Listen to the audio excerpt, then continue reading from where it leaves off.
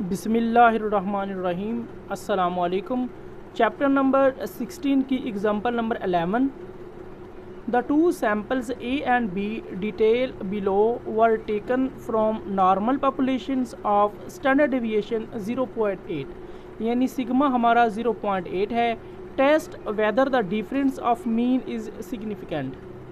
ए है, ए की हमारे पास वैल्यू है 10.5, 11.6, 12.7, 12.9, 13.5, 13.6, 14.8। ए की वैल्यूज़ को मैंने नाम दिया है n1 का, जो मेरे पास वैल्यूज़ है 7, यानी कि n1 मेरा 7 बन गया। उसके बाद मेरे पास बी की वैल्यूज़ है 11.3, 12.4, 12.4, 13.9, 14.2, 14.7, 14.9 एंड 15.6। और बी को मैंने नाम दिया n2 का, और n2 की मेरे पास वैल्यूज़ हैं 8। अब मैं आपको इसके सॉल्यूशन की तरफ लेके आता हूँ। जो वैल्यूज़ मुझे गिवन थी वो मैंने ऊपर लिख दी हैं। n1 which is equal to 7, n2 which is equal to 8 and sigma which is equal to 0.8।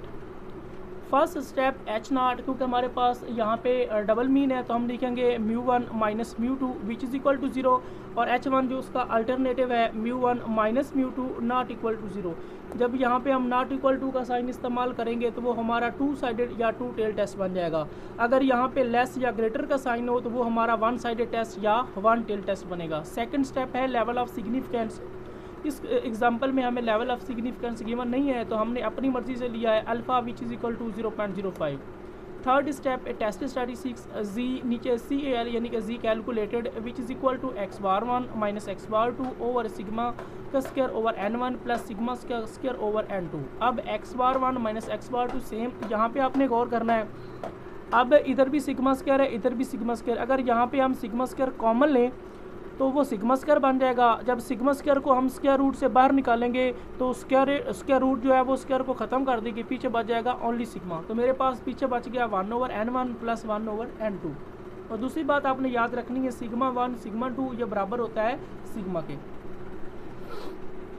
Fourth step है कैलकुलेशन। कैलकुलेशन का मतलब है कि हमने इस फार्मूला में वैल्यूज पुट करनी है और जी कैलकुलेटेड का आंसर फाइंड करना है। यहाँ पे ना तो हमें x⁴1 की वैल्यू गिवन है और ना ही हमारे पास x⁴2 की वैल्यूज़ गिवन है, तो उसको हम फाइंड करेंगे। x⁴1 बराबर होता है समेशन xa ओवर n1। इसके बारे में मैं आपको बुक की तरफ बताता हूँ कि मैंने इसको x के साथ a का नाम क्यों दिया है, क्योंकि जो मेरे पास a की वैल्यूज़ है उसको मैंने a का नाम दिया है, summation xa over n1। Summation xa से मुराद है जो a की वैल्यूज़ है उसको आपने ऐड करना है, तो आपके पास आंसर आएगा 89.6। नीचे n1 है, n1 का मतलब है कि आपने अपनी a की वैल्यूज़ को काउंट करना है, तो वो आपके पास बन जाएगी 7। तो 89.6 को आपने डिवाइड 7 के ऊपर करना है, तो आपके पास आंसर आएगा 12.8। नेक्स्ट है मेरे पास x⁴2 की हमें वैल्यू की ज़रूरत है, जो बराबर होता है समेशन xb। तो मैंने x के साथ b क्यों लिखा है, क्योंकि मेरे पास जो b की वैल्यूज़ है मैं उसका मीन फाइंड कर रहा हूँ, समेशन xb ओवर n2। अब समेशन xb की वैल्यूज़ को मैंने इनको आपस में ऐड किया है, तो मेरे पास उसका आंसर आया है 109.4। नीचे n2 से मुराद है जो मेरे पास b की वैल्यूज़ है, अगर मैं उनको गिनूँ तो वो मेरे पास बनेंगी 8। 109.4 को मैंने डिवाइड 8 के ऊपर किया है, तो मेरे पास आंसर आया 13.675। अब मैं इसकी वैल्यूज़ इस फार्मूला में पुट करूँगा और जी कैलकुलेटर की वैल्यू फाइंड करूँगा। अब जी कैलकुलेटर बराबर है x⁴1 minus x⁴2 over sigma into 1 over n1 plus 1 over n2, इसके ऊपर है स्क्वायर रूट। अब x⁴1 की मेरे पास वैल्यूज़ आई है 12.8, फिर माइनस फिर x⁴2 की मेरे पास वैल्यू है 13.675। नीचे सिग्मा की मेरे पास वैल्यू 0.8। उसके बाद है 1 ओवर n1, 1 ओवर n1 की जगह उसकी वैल्यू 7 प्लस n2 की जगह उसकी वैल्यू 8। 12.8 में से अगर आप माइनस करें 13.675 को, तो आपके पास आंसर आएगा माइनस 0.875। 0.8 सेम रहेगा, 1 को 7 के ऊपर डिवाइड करें तो आंसर आएगा 0.14, फिर प्लस फिर 1 को 8 के ऊपर डिवाइड करें तो 0.13। ऊपर वाली वैल्यू सेम रहेगी, नीचे 0.8 भी सेम रहेगा। इन दोनों को आपस में ऐड करेंगे तो आंसर आएगा 0.27। ऊपर वाली वैल्यू सेम, 0.8 भी सेम, 0.27 की आपने स्क्वायर रूट लेनी तो आंसर आएगा 0.52। ऊपर वाली वैल्यू सेम रहेगी, इन दोनों को आप अगर आपस में मल्टीप्लाई करेंगे तो आंसर आएगा 0.42। अब माइनस 0.875 को आपने 0.42 के ऊपर डिवाइड करना है, तो आंसर आएगा माइनस 2.08।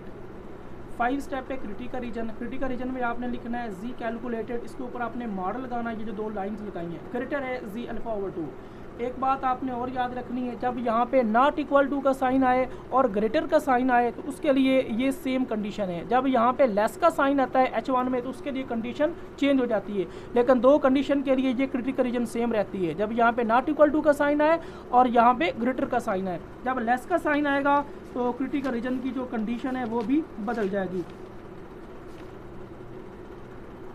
तो उसके बाद एक बात आपने और भी याद रखनी है, यहाँ पे मैंने लिखा है जी अल्फ़ा ओवर 2। अगर आपका वन साइडेड टेस्ट हो तो आपने यहाँ पे जी अल्फ़ा लगाना है, लेकिन अगर आपका टू साइडेड टेस्ट हो तो फिर आपने यहाँ पे जी अल्फ़ा ओवर 2 लगाना है। अब जी कैलकुलेटेड की मेरे पास वैल्यू है -2.08, ऊपर लगा हुआ ये मॉड, तो मैंने यहाँ पे इसको सॉल्व किया है। -2.08 के ऊपर मैंने मॉड लगाया है। ये जो मॉड होता है ये किसी भी नेगेटिव वैल्यू को पॉजिटिव में कन्वर्ट कर देता है, तो इस मॉड ने नेगेटिव को ख़त्म कर दिया। पीछे मेरे पास इसकी वैल्यू बच गई 2.08, तो मैंने यहाँ पे जी कैलकुलेटेड की वैल्यू लिख दी 2.08। उसके बाद जी अल्फ़ा ओवर 2, तो जी अल्फ़ा ओवर 2 की वैल्यू जो है वो हम बुक से चेक करेंगे, तो उसके लिए जो कंडीशन है उसके बारे में मैं आपको बताऊंगा। सबसे पहले आपने याद रखना है जो आपका लेवल ऑफ सिग्निफिकेंस है, वो लेवल ऑफ सिग्निफिकेंस है आपका 0.05।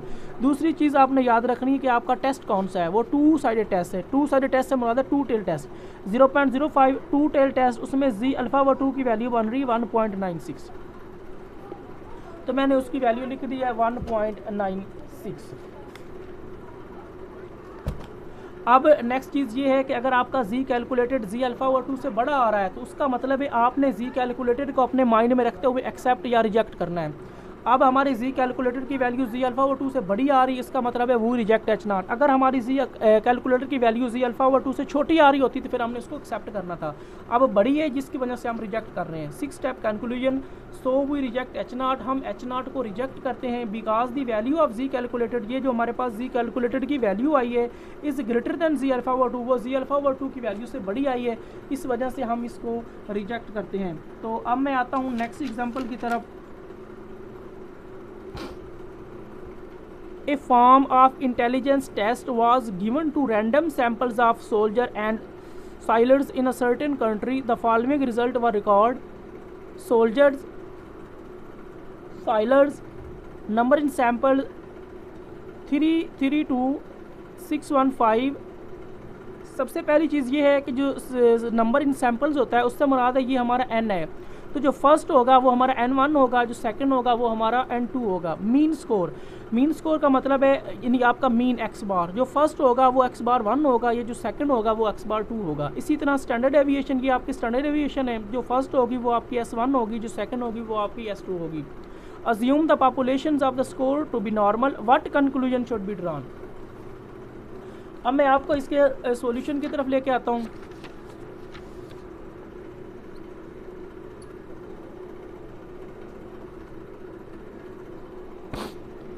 जो वैल्यूज़ इसमें मुझे गिवन है वो मैंने ऊपर लिख दी है। n1 332, n2 615, x bar 1 12.78, x bar 2 12.99, s1 2.43, s2 2.48। अब हमें डबल मीन गिवन है, यानी कि n1 n2 है, x बार 1 x बार 2 है, यानी कि हमें दो वैल्यूज़ गिवन है, तो उसमें हम लिखेंगे H0 μ1 minus μ2 which is equal to 0 and H1 μ1 minus μ2 not equal to 0। जब यहाँ पे नॉट इक्वल टू का साइन आएगा तो वो हमारा टू साइडेड टेस्ट बन जाएगा। एक बात आपने और याद रखनी, नेक्स्ट जो क्वेश्चन या एग्जांपल्स आ रहे हैं उसमें H0 और H1 के लिए हमें कोई कंडीशन गिवन होगी। जब आपको कोई कंडीशन गिवन होगी तो फिर आपने उसके अकॉर्डिंग H0 और H1 लेना है, लेकिन अगर आपको क्वेश्चंस में H0 या H1 के लिए कोई भी कंडीशन गिवन ना हो तो यहाँ पे आपने इक्वल टू 0 और यहाँ पे आपने नॉट इक्वल टू 0 लगाना है।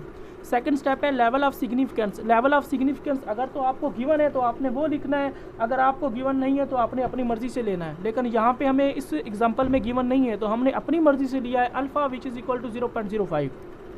तीसरा स्टेप है टेस्ट स्टैटिस्टिक्स, जी नीचे CAL यानी कि Z calculated which is equal to x bar 1 minus x bar 2 over S1 का square over n1 plus S2 का square over n2। Fourth step है कैलकुलेशन। कैलकुलेशन का मतलब है कि हमने इस फार्मूला में वैल्यूज पुट करनी है और जी कैलकुलेटेड का आंसर फाइंड करना है। Z calculated which is equal to x bar 1 minus x bar 2 over S1 का square over n1 plus S2 का स्क्वायर ओवर n2।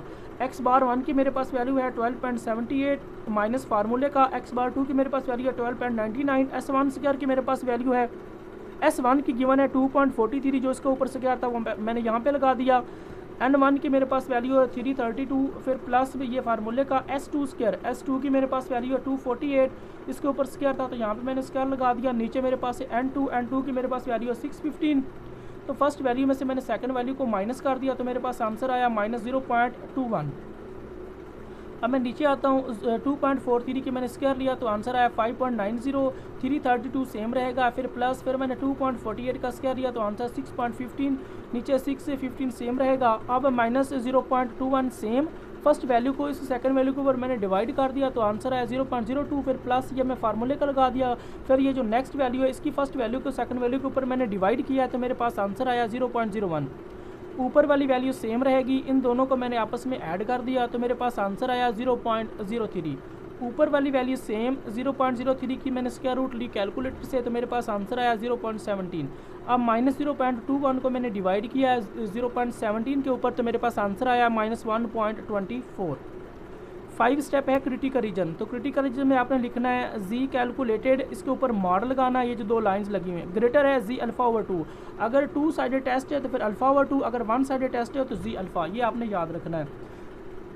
अब जी कैलकुलेटेड की मेरे पास वैल्यू है -1.24, तो उसके ऊपर मॉड है, यहाँ पे मैंने इसको सॉल्व किया है, -1.24 के ऊपर मैंने मॉड लगाया। ये जो मॉड होता है ये नेगेटिव वैल्यू को पॉजिटिव में कन्वर्ट कर देता है, इस नेगेटिव को मॉड ने ख़त्म कर दिया, पीछे मेरे पास उसकी वैल्यू बच गई 1.24, तो मैंने यहाँ पे लिख दिया 1.24। अब नेक्स्ट है जी अल्फ़ा ओवर 2, तो जी अल्फ़ा ओवर 2 की जो वैल्यू है वो मैं आपको बुक से चेक करवाऊँगा कि मेरे पास उसकी कौन सी वैल्यू बन रही है। अब देखिएगा, इसको चेक करने का तरीका पहला ये है कि आपने अपने लेवल ऑफ सिग्निफिकेंस को देखना है, वो है मेरे पास 0.05। दूसरा आपने देखना है कि आपका टेस्ट कौन बन रहा है, वो 2 साइडेड टेस्ट और 2 टेल टेस्ट, ये एक ही चीज़ का नाम है। 0.05 को 2 टेल टेस्ट में जी अल्फ़ा ओवर 2 की वैल्यू बन रही 1.96, तो मैंने उसकी वैल्यू लिख दी है 1.96। अब इस जी कैलकुलेटेड को आपने माइंड में रखते हुए एक्सेप्ट या रिजेक्ट करना है, क्योंकि हमें दिया गया है कि जी कैलकुलेटेड ग्रेटर है जी अल्फ़ा ओवर 2, इस वजह से हमने इसको माइंड में रखते हुए एक्सेप्ट या रिजेक्ट करना है। अगर जी कैलकुलेटेड बड़ा है तो वही रिजेक्ट H0, अगर हमारा जी कैलकुलेटेड छोटा है तो वही एक्सेप्ट H0। अब हमारा जी कैलकुलेटेड इससे छोटा आ रहा है, जब हमारा जी कैलकुलेटेड छोटा हो तो उसका मतलब होता है वही accept H0। 6 step conclusion, so we accept H0, हम H0 को एक्सेप्ट करते हैं because the value of Z calculated, मेरे पास जो जी कैलकुलेटेड की वैल्यू आ रही है is less than Z alpha over 2, वो इस जी अल्फ़ा ओवर 2 की वैल्यू से छोटी आ रही मेरी वैल्यू, तो इस वजह से हम इसको एक्सेप्ट करते हैं। अब मैं आता हूँ नेक्स्ट एग्जांपल की तरफ। नेक्स्ट एग्जांपल है मेरे पास example number 13, a random sample of size 40 from a non normal population yield the sample values x bar 1 70.4, S1 square 31.40, another random sample of size 50, यानी जो मेरे पास N2 है वो 50 है और जो N1 है वो 40 है, from a second non normal population yield the sample values x2 which is equal to 65.3, S2 square 44.82। यहाँ पे देखिएगा, इसमें हमें H0 और H1 गिवन है। Test H0 μ1 minus μ2 less are equal है 2 अगेंस्ट H1 μ1 माइनस μ2 ग्रेटर है 2। तो आपने जो क्वेश्चन में सॉल्यूशन आपने लिखना है उसमें आपने H0 और H1 की ये कंडीशन लिखनी है, और next let alpha which is equal to 0.05, और लेवल ऑफ सिग्निफिकेंस भी हमें गिवन दिया गया है। अब मैं आप आता हूँ इसके सॉल्यूशन की तरफ।